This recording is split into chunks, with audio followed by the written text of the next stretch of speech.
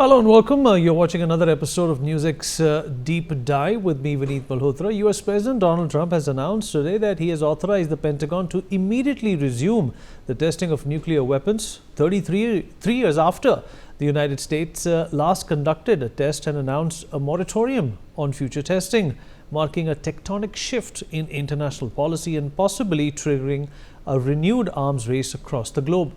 The last time the United States conducted a fully scaled test was on 23rd September 1992. The test was codenamed Divider in the Operation Julin series at the United States Nevada test site. The test came on the heels of the end of the Cold War before the U.S. entered a 33-year moratorium, choosing to instead rely on computer simulations and subcritical experiments, tests that do not produce a nuclear yield to ensure the reliability of its existing stockpile.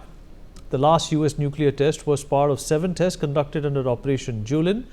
All of the nuclear testing under the operation was carried out at the Nevada test site, a reservation of the United States Department of Energy located in the southeastern portion of the Nye County, Nevada, about 105 kilometers northwest of the city of Las Vegas. Now, minutes before opening a high-stakes summit with Chinese President Xi Jinping, Donald Trump announced that he had ordered the Pentagon to start nuclear weapons testing on a level with China and Russia. Trump, in his announcement, stated that because of other countries' testing programs, I have instructed the Department of War to start testing our nuclear weapons on an equal basis.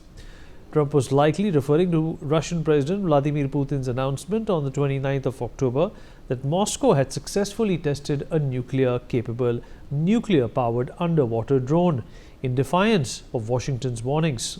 Listen in to the Russian president's announcement.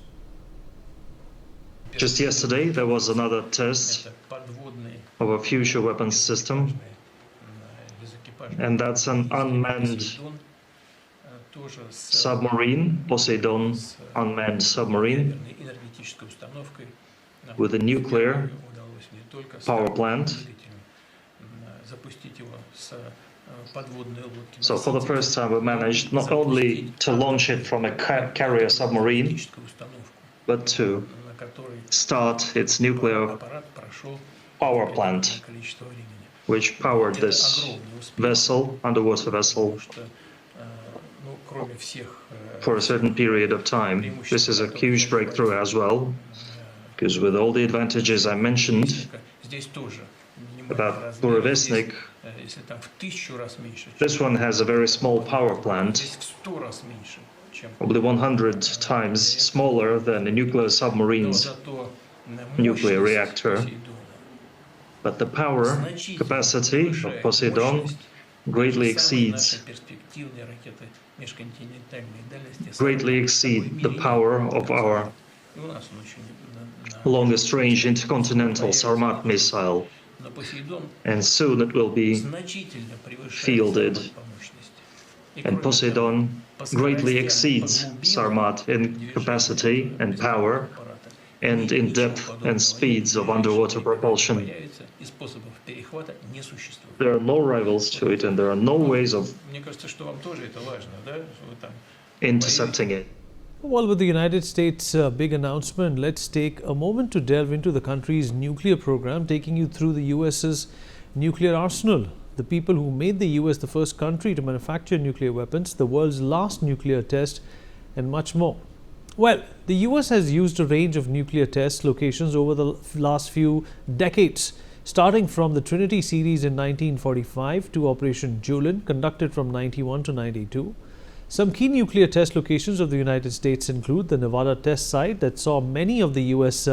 Later tests, especially those conducted underground, the Bikini Atoll in the Marshall Islands and other islands in the Pacific, the Amchitka Island in Alaska, the Johnston Island, and other remote locations as well.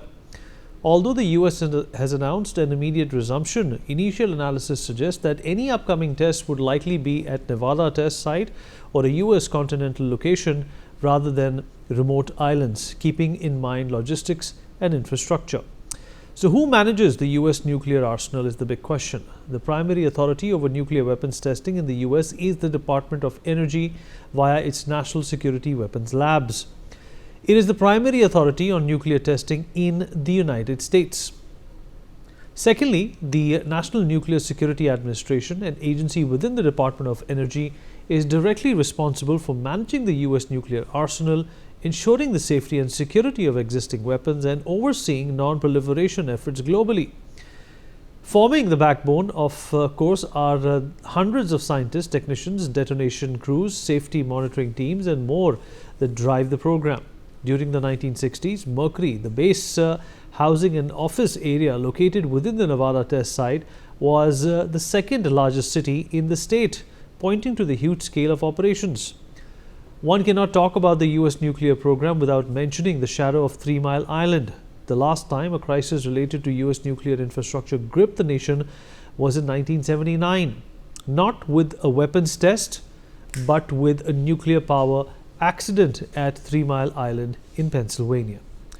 Well, the 3 Mile Island accident occurred in 1979 at the 3 Mile Island nuclear power station and was one of the most serious in the history of the American nuclear power industry. The reactor accident began at 4 a.m. on the 28th of March 1979 and released radioactive gases and radioactive iodine into the environment. An automatically operated valve in the Unit 2 reactor mistakenly closed, shutting off the water supply to the main feed water system, which is a system that transfers heat from the water actually circulating in the reactor core. This caused the reactor core to shut down automatically, but a series of equipment and instrument malfunctions, human errors in operating procedures, and mistaken decisions in the ensuing hours led to a serious loss of water coolant from the reactor core and a partial core meltdown. As a result, the core was partially exposed, and the zirconium cladding of its fuel reacted with the surrounding superheated steam to form a large accumulation of hydrogen gas, some of which escaped from the core into the containment vessel of the reactor building. This incident is regarded as the worst accident in U.S. commercial nuclear power plant history, although its small radioactive releases had no detectable health effects on the plant workers or the public. Well, the United States announcement has set forward a flurry of reactions and speculations. The last 2 decades have seen nuclear tests, but only by a single nation. The last nation to conduct an explosive nuclear test was North Korea on the 3rd of September. This was their 6th and most powerful test, which they had claimed was a hydrogen bomb. North Korea is the only country to have conducted nuclear explosive tests in the 21st century. Well, before North Korea, the 20th century saw a spate of nuclear testings worldwide. With the advent of nuclear technology and its increasingly global fallout, an anti-nuclear movement formed, and in 1963, 3 of the then 4 nuclear states, the UK, US, the Soviet Union, and many non-nuclear states, signed the Limited Test Ban Treaty, pledging to refrain from testing nuclear weapons in the atmosphere, underwater, or in outer space. The treaty permitted underground nuclear testing. Later on, in signing the Comprehensive Nuclear Test Ban Treaty in 1996, these countries, including China and France, pledged to discontinue all nuclear testing. The treaty has not yet entered into force because of its failure to be rectified or ratified by 8 countries with non-signatories. India and Pakistan last testing nuclear weapons in 1998, that is. With Donald Trump's big decision, concerns are now being raised on a number of fronts. The risk of a possible arms race with Russia, China, India, Pakistan, justifying their own tests, undoing non-proliferation, environmental implications of full-scale tests, legal consequences with many and any test by the US undermining the Comprehensive Nuclear Test Ban Treaty, regional security and diplomatic signaling, with the countries possibly interpreting US action as either justification or provocation.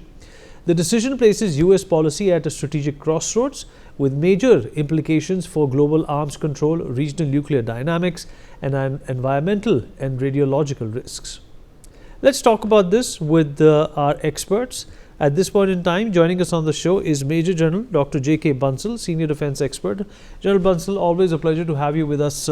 Well, what do you make of Donald Trump resuming nuclear testing? Just a few weeks ago, we saw Donald Trump, the Israelis, and of course NATO at large trying to disarm Iran from enriching uranium. And now Donald Trump is asking his own government to start testing nuclear bombs.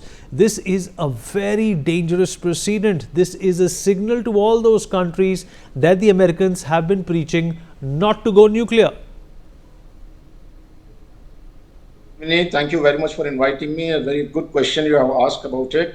You know, this is nothing but just a hegemony and brinkmanship that since they give this USA give a justification that, as you have told, the Brovashnik nuclear missile, which has been tested by Russia, which they call the flying Chernobyl, and now the Poseidon underwater. So that is the one reason they are citing for it. And mostly why it happens is that most of the Republicans, they say that whatever we are being so far testing on through the computer modeling is not absolutely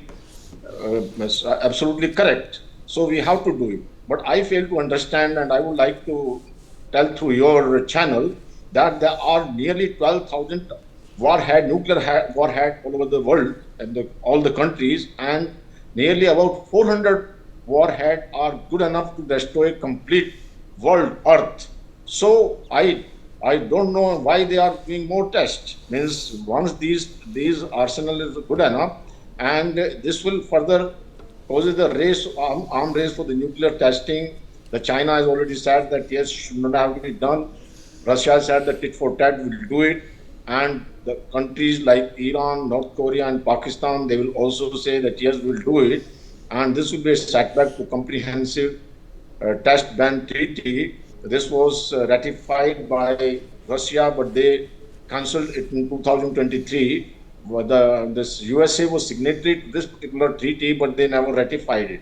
So in that case, and there will be a lot of problems in that state, the Nevada state, and the Democrats, they are against it. They have already said so, because in that particular area, there will be radiation, and radiation will cause effect, radioactive iodine will cause cancer of thyroid gland and so many things. The radioactive material will go in atmosphere, which will have effect on plants, human beings, and even the animals who are grazing in that particular area. It happens in Chernobyl, while the cattle who were grazing in the area was exposed to radioactive material, their meat and milk was not fit for consumption. This is just for show the brinkmanship and hegemony. This kind of test is being planned just to show off that yes, we are more powerful, and President Trump has already said that we are having the maximum, though it has been said that the USA is having maximum nuclear warhead, but the USA has been telling that we are having maximum once they are already having. So this is what was the use? But it is just to show. And earlier certain leaders, they came to a conclusion for the comprehensive ban treaty. And now there is an arm race. Rather than banning it, or they are doing it. So this is a very, very bad, and this is not a good decision. Back to you. So appreciate you joining us. Thank you so much for your insights, sir. Thank you.